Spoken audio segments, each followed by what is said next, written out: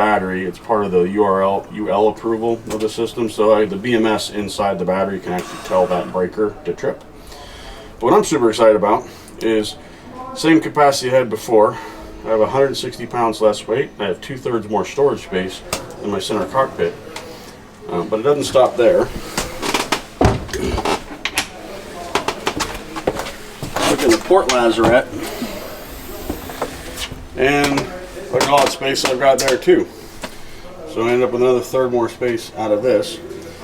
But to get here, I had to redo all the wiring in the port lazarette. But before we get into that, let's understand how the Northwest Edition's electrical system actually works. And that's what this episode is about. Thank you for tuning in this episode of Down at the Dock Channel Surfing. Today we're going to talk about electrical overview on a Northwest Edition. Everything I'm going to talk about is all factory standard, no upgrades, just straight up from the factory how the electrical system works on our boats. So introduction to who I am. My name is Martin Ethkin. I own a 2021 Ranger Tug R27. I do not work for Ranger Tug.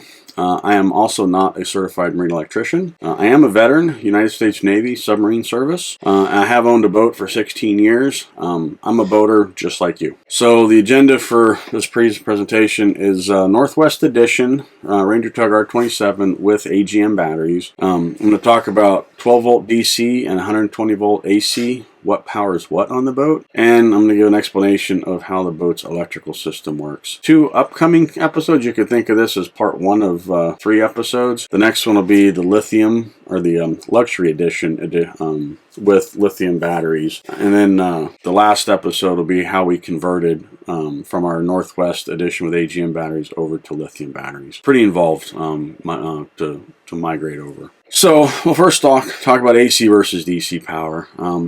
Right. In general, AC power, alternating current. Think of it like the tides, right? Tides go up and down every day. Alternating current is always changing. The voltage is always changing from positive to negative in alternating current. You cannot store alternating current in a battery, right? That's an important thing to note. Direct current, however, 12 volts DC, is what our boat was designed for. There's also 24 volt and 48 volt. Our boat was designed for 12 volt DC. That's what it is. But think of direct current as like a river. It's always moving in the same direction and about the same speed. 12 volt DC current stays between 10.5 volts and 14.6 volts, and obviously it can be stored in a battery. That's why 12 volt DC is so prevalent. An inverter converts the 12 volt DC to 120 volt AC power for consumption. The battery charger does the opposite. It converts 120 volt AC power to 12 volt DC power. And if any of you watching this have a diesel inboard with an inverter charger, that's one device that acts as an inverter and a charger, just not at the same time. Looking at the factory schematics of the Ranger Tug, this is the R27 electrical diagram. So specifically, we're focusing today on the cockpit side, I guess. I don't know how to explain it. It's more of, I look at the electrical system as 2 parts, right? There's the boat itself has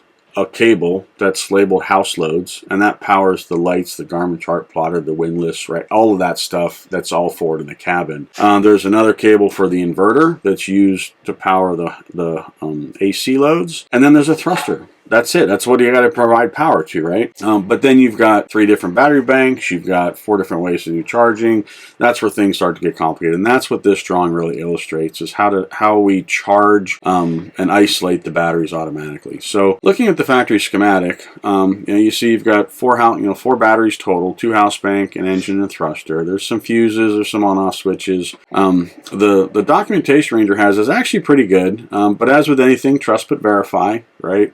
There are a couple of typos, like right here, that's actually should be yellow, right? If you got the engine comes in and goes to the ground bus. That's going to be a yellow cable, not a red cable. Not a big deal. So if we compare this to, I don't know, say the RT23, drawing is very similar in design, right? And then we look at RT29. Well, we added 2 more house batteries, and we also added a stern thruster to the mix. And we flip over and look at a 𝗙𝗥𝗘𝗘𝗘, and that's nearly identical to the RT29. Then we go back to the RT27. Not much difference between the two.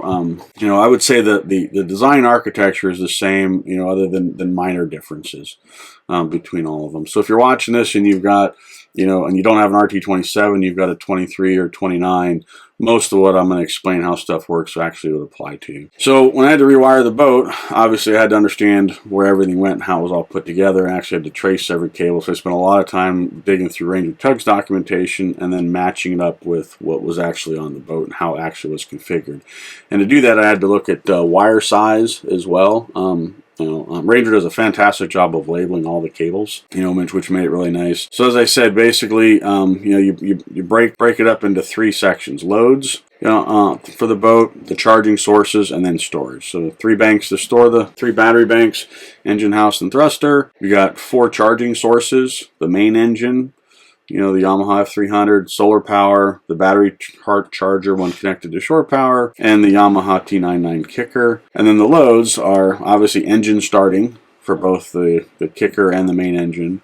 The house loads at 12 volt DC, the house loads at 120 volt AC, which is either going to be shore power or the inverter, and then the bow thruster. This is what the 𝗙𝗥𝗘𝗘𝗘 looks like. You know, the 2 ACRs, the inverter, and the thruster on-off switch, and then the inverter, house, and thruster fuses. This is what they look like actually installed on the boat and the 𝗙𝗥𝗘𝗘𝗘. So to do any kind of an upgrade, you know, like I said, when I went to lithium, I had to really understand where I was starting from. So I put this drawing together, which is it's actually how my boat was wired from the factory. You know, a common question I get asked from folks is what actually connects to the battery posts, right? So that's what this drawing illustrates. So let's look at it a little bit more detail. So here you can see what actually is connected to all the battery posts. The one thing I would point out on this is looking at the house battery posts. These two, it's been a while since I actually took my original house batteries apart, so it's possible that maybe the solar charger doesn't connect to the first battery, it connects to the second one, or vice versa. Just note that you know, if I have it drawn to connect here, it could actually connect here instead. It wouldn't matter because they're all connected together. This would be so much neater and cleaner if there was a bus bar installed, but the factory default doesn't have bus bars in the house battery. But this will at least illustrate to you, you know, where the 99 kicker, what battery bank it comes off of, how solar is wired in with the Yamaha F300, as well as the ACRs, you know, the bus link, and you know, I even threw in the diesel gauge because that's also connected in here too for power. Right, and then I threw in what the 120 volt side looks like also. So let's start with the 120 volt AC. So 120 volt AC, shore power comes in. It's 30 amp circuit, so that's about 3,600 watts we get from shore power. The inverter the boat came with is a 2,000 watt pure sine wave inverter. And remember, inverter converts DC to AC power. So if it's not listed on the AC panel, then that load is 12 volts DC. This is really important to understand, right? You know, as you'll find, there's no circuit breaker for the refrigerator because the refrigerators operate at 12 volt DC. So when you're connected to shore power, the battery charger's turned on, the refrigerators are pulling from the batteries, and the battery charger is replenishing at the same time. That's how the refrigerators continue to operate. And the refrigerators are notable because they're one of the largest loads on the boat. They don't consume a lot of amps per hour, but they consume it 24 hours a day. Technically, they turn on and off like every other hour, so call it half time. But it's a long continuous run of a load. So the purpose of the inverter is to create 120 volts AC from 12 volt DC, because DC power we can store, AC power we cannot, so we have to make AC power when we need it. The inverter is only used for large electrical loads, specifically like the microwave, the hot water heater, the port and starboard outlets. Just turning the inverter on, it's going to use about 1 amp at 12 volts DC. So we only turn ours on when we're using it. We don't leave it run all the time. If we're not running any AC loads, we turn our inverter off. To put things in comparison, right, the boat normally operates at less than 12 amps of DC. Most of the time it might be 2, 3, 4, 5 amps actually. The inverter can pull upwards of 120. So it's a tenfold increase, for usage. So do not run the grill off the inverter. The 2 house bank batteries at 220 amp hours total aren't going to be able to feed the grill fast enough, and the inverter will beep indicating low voltage, and then eventually it will shut off relatively quickly.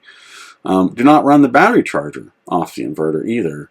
The battery charger is taking AC power to convert it to DC, and the inverter is doing the opposite of that, and so it's coming from the same place, right? So you take from the battery to the inverter, back to the battery charger, which then puts it right back into the battery again.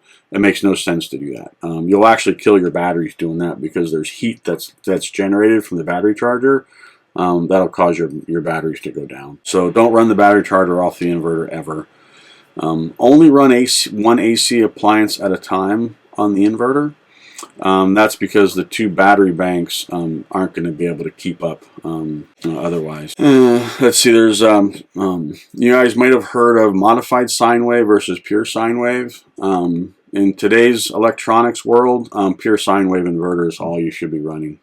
If you have a modified sine wave inverter, those are good for things like heaters and lamps. Not modified sine wave does not do well for any kind of other electronics, any kind of sensitive electronics. Even some of the more sophisticated, like the Nespresso coffee makers and stuff, a modified sine wave converter can actually break those. So pure sine wave is what you want for an inverter. To figure out watts and amps and stuff like that, it's a simple formula. You just take the watts divided by the volts, and that's how many amps you can expect. So the hot water heater, for example, pulls 750 watts. Divide that by 12 volts, that's 63 amps at 12 volts. That's what that hot water heater is going to pull. And it would pull that for upwards of an hour and a half to heat that hot water tank. I don't recommend on the default configuration of an RT27 running the hot water heater either off the house bank. I've done the math, and it comes out to about 130 amp hours to heat 6 gallons of water from 45 degrees to 170 degrees.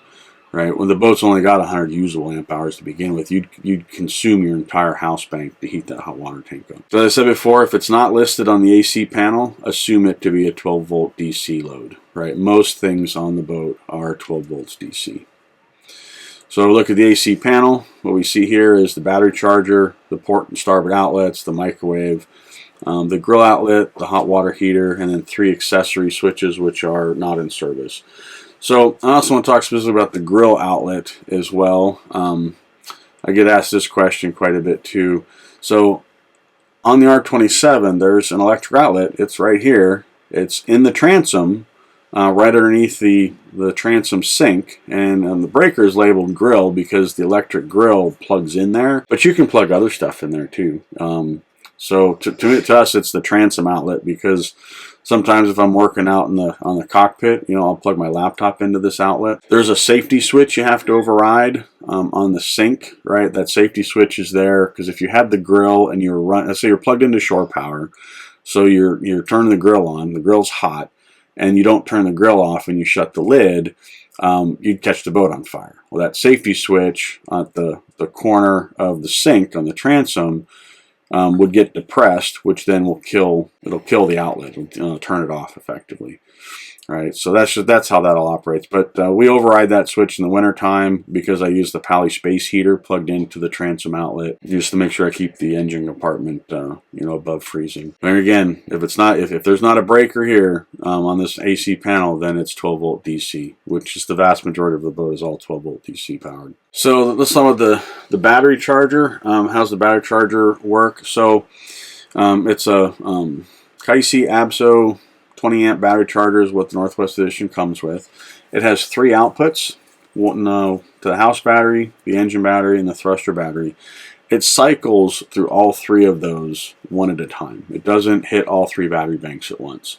So it will start with the house bank. Once that one's full, then it would move to the engine. When that's full, it would move to the thruster and keep cycling through them. One of the things I wanted to point out is the way I did the drawing here is actually how it is installed on the boat, obviously.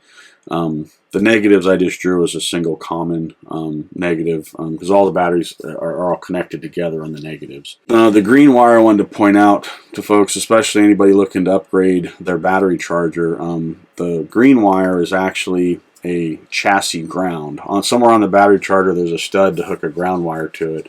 That actually goes to the DC ground bus. So think of that green wire as a backup to the yellow wire, which would be the negative return on the battery charger, which I have it drawn here as black.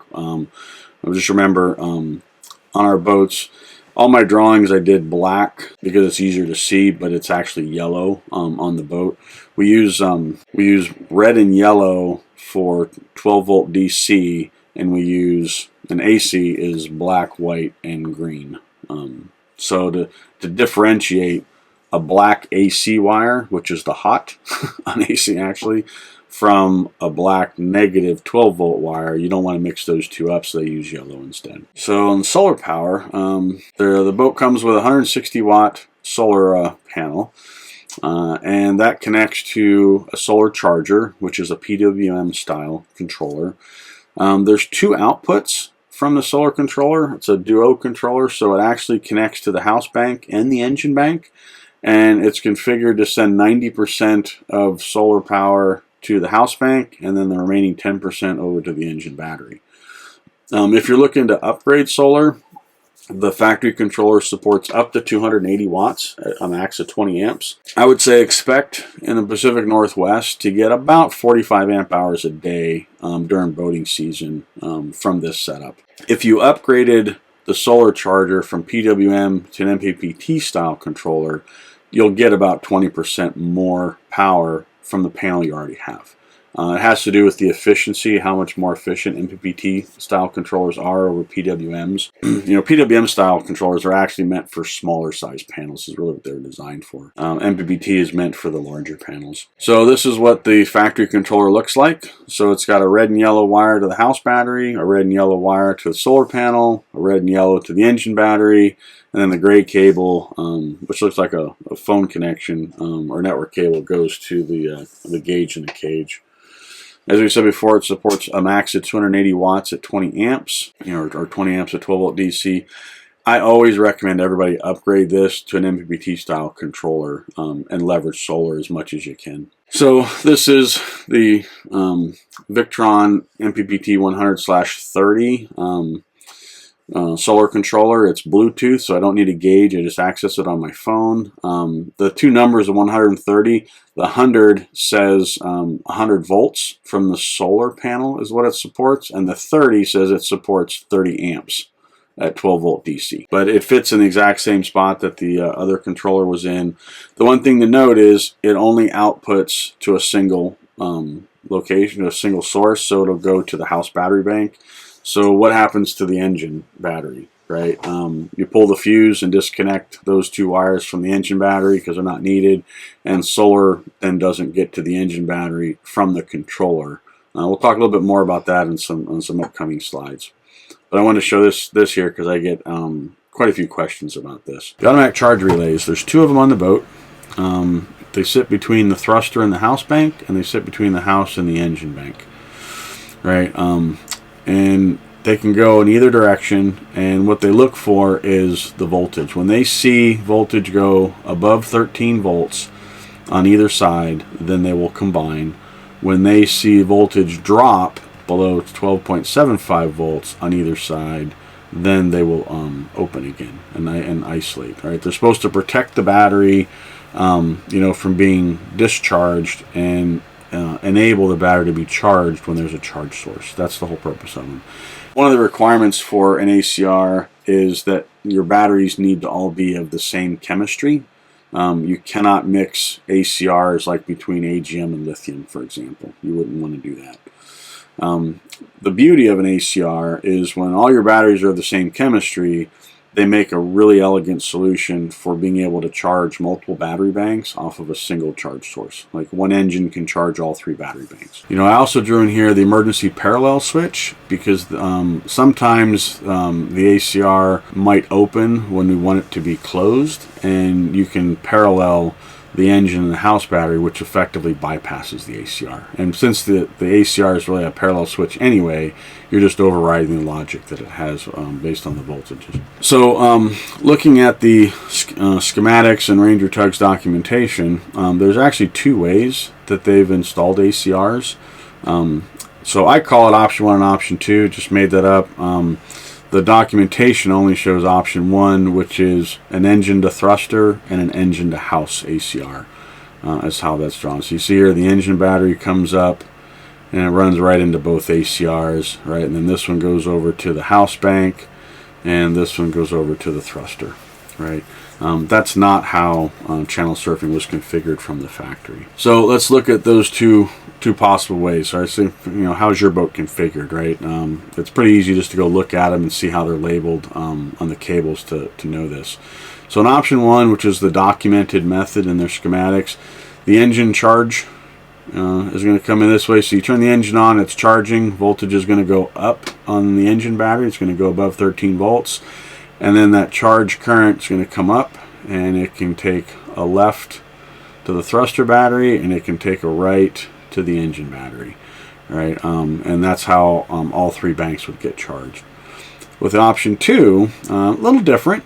The engine turns on and it starts charging the engine battery. As voltage goes up, then the engine to house ACR will close, allowing the current to flow to the house battery. That'll cause its voltage to go up. Once that happens, then the other ACR for the thruster to house will then close, allowing the current to get all the way over the thruster.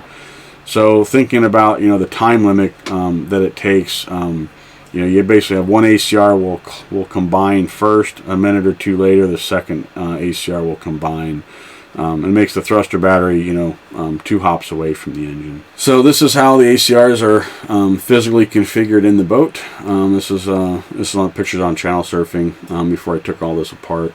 So if you notice, there's these big cables, right? Because they're parallel cables, they've got to be, you know, pretty heavy duty size. But the yellow wire is really skinny. Why is that, right? The ACR being a parallel switch, there's no negative needed for a parallel switch. But the ACRs, because they're watching the voltage on either side, and based on where the voltage is, if the voltage is above 13 volts, they're going to combine. If it's below 12.75, then they're going to isolate. They need the negative wire to complete the circuit so they can measure the voltage on both sides. So be wary of this. There was one time we threw some stuff into the Port Lazaret and knocked one of these yellow wires off. It just popped out. The ACRs don't work if the yellow wire is not connected. And if the ACR is not working, then your battery bank's not getting charged from the engine. So let's talk about some use cases underway. You've got about 20 to 50 amps is what you can expect out of the Yamaha F300. 20 amps is going to be about idle. And you can bump the idle up to about 1100 RPM and you'll get about 30 amps out of it. After that, you really have to be cruising up on plane, you know, doing 22, 23 knots or faster. At that point, you're going to be getting 50 amps. I haven't seen it get more than 50 out of the alternator. It's a 70 amp alternator, so 50 amps is actually pretty good. All right, so if we just walk this through, so when the engine turns on, voltage goes up. Say I've got 50 amps coming out of it. It's going to go to the engine battery. The ACR is going to see greater than 13 volts. Right, so once the time limit elapses, you know, and if either of these conditions is met, then it will combine, and that will then parallel and let the voltage and the current actually run all the way to the house battery. From the house battery, then the voltage will go up because it's now being charged because it's in parallel with the engine. Then that will cause the thruster to house ACR to see that voltage. It'll see it go high as well, and then it'll close, and then that will allow the current to come up and pass right through the thruster ACR and get to the thruster battery. Use case at anchor, how this is going to work. So you've got anchor, your engine's off, your solar panel is up there working, you've got 160 watts coming in. It'll be about less than, let's say 10 amps or less is what you can expect off that 160 watt panel. So less current coming in goes into the house battery. So let's assume that you upgraded your solar controller, so it wasn't the Duo anymore. So all you had was a single output from solar to the house bank. Well, as solar is charging your house bank, if voltage gets above 13 volts on either side, right, then the ACRs will combine, and that would allow solar to come in and traverse to the other two battery banks. Right. So with Northwest Edition, it is possible for solar that only connects to the house battery bank to actually charge the engine and the thruster battery as well.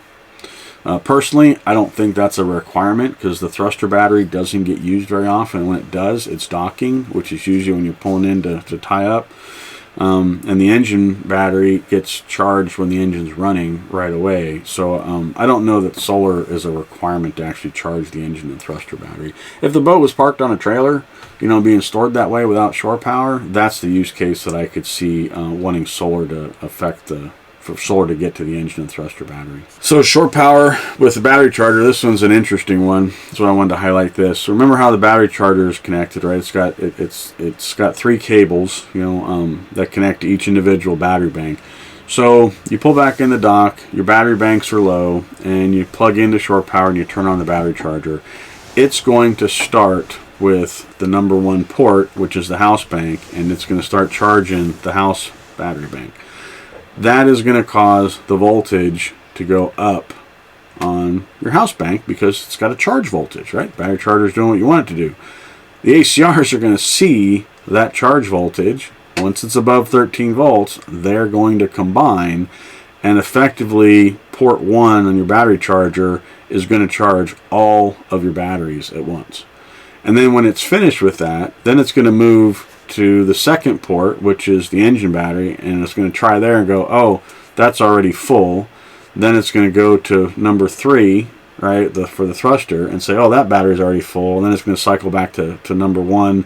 So sitting at the dock with the battery charger plugged in, if you were to look at the voltages on all 3 of your banks, they're all going to be the same, because all 3 of the banks are in parallel, because the ACRs see the charge voltage above 13 volts, and they've combined all 3 battery banks together. And nothing wrong with any of that, it's just how it works. All right, so let's bring everything together, and I'll do a use case scenario. This is one that I personally have been battling for quite some time. So I've got a Victron battery sense on each of the 3 battery banks, which basically it's a voltmeter. Lets me see the voltage on all 3 battery banks in real time right on my phone. So I've done a lot of trial and error watching actually what happens. So I'll throw this scenario at you. This is the one that I run into quite often, which has been driving me closer and closer to lithium. Let's just walk through this. So the Yamaha engine, you can expect 20 to 50 amps out of it. 20 amps if you just turn the engine on and you're at idle. So that's about 600-700 RPM. You'll see 20 amps come out of it. If you bump the idle up to about 1200 RPM without the boat in gear, you'll get about 30 amps out of it. If you're cruising on plane, you know, at 25 knots, it'll put out about 50 amps. The boat itself, if you're cruising on plane, you're going to use about 10 or 12 amps also, because you've got radar running, the chart plotters running, the refrigerators are running, you probably got the music going, right? So there's that. Solar on the factory panel, you're going to get less than 10 amps out of it. So for the purposes of this scenario, I'm just going to assume the max, just to show you how the math works. So let's say we're cruising on plane at 25 knots, and it's a gorgeous day outside, and it's June, so the sun's right overhead, so I'm getting 10 amps from solar, and let's say I'm getting 50 amps from the engine, right? And I want to run the hot water heater on my way to my destination, right? So with the engine running, that's going to cause voltage to go above 13 volts on the engine battery, right? It's going to exceed the 13 volts. So the engine to house ACR will combine, and that will allow the engine battery and the house battery to combine. So now I've got current going between the engine and the house, right? And then the thruster battery will do the same, but that's actually not as important right now. So then I go over and I turn on the inverter, and I turn on the hot water heater.